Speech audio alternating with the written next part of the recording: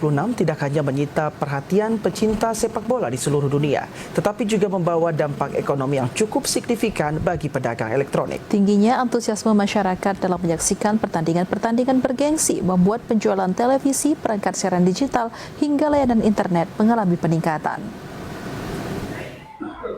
Perhelatan Piala Dunia 2026 yang saat ini tengah berlangsung menjadi berkah bagi sejumlah pelaku usaha di Kabupaten Aceh Jaya. Sejak kompetisi sepak bola terbesar di dunia itu dimulai, sejumlah toko elektronik di Kota Calang dan beberapa kecamatan lainnya mencatat peningkatan penjualan televisi. Masyarakat memanfaatkan momentum tersebut untuk membeli televisi baru maupun mengganti perangkat lama yang dinilai sudah tidak lagi memberikan kualitas gambar yang optimal. Selain untuk kebutuhan pribadi, tidak sedikit pemilik warung kopi, kafe, dan tempat usaha lainnya yang membeli televisi berlayar besar guna menarik para pengunjung.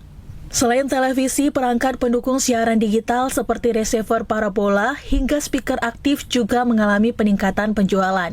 Salah seorang pedagang elektronik di Calang, Amir, menyebutkan penjualan televisi meningkat cukup signifikan dibandingkan bulan sebelum Piala Dunia berlangsung. Menurutnya, sebagian besar pelanggan mengaku ingin menikmati pertandingan Piala Dunia dengan tampilan yang lebih jernih dan pengalaman menonton yang lebih nyaman. Untuk persiapan Piala Dunia, kebanyakan umumnya lakunya di TV ukuran besar, ukuran 43 in ke atas. Di segi digital, kebanyakan di digital transmission. Di segi hak siar Piala Dunia, untuk penjualannya meningkat sekitar minimal 5% dari penjualan normalnya selama Piala Dunia. Stok memang terbatas karena kita pun untuk tahun ini, untuk Piala Dunia tahun ini agak repot kita karena di segi penjualan digitalnya terbatas. Karena hari hanya kontraknya di transmission, hari hanya kita pesan terus. Karena maka stoknya terbatas. Alhamdulillah untuk pendapatan selama Piala Dunia meningkat dari segi hari-hari biasanya. Pokoknya untuk persiapan Piala Dunia oke lah untuk penjualannya.